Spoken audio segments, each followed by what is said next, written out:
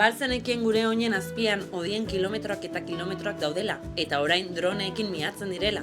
Iruñerrian droneak erabiltzen ari dira hondakin uren kolektore handiak berrikusteko. Bai, egunero erabiltzen dugun ura ibiltzen den odi handi horiek. Drone horiek ez dira edonolakoak.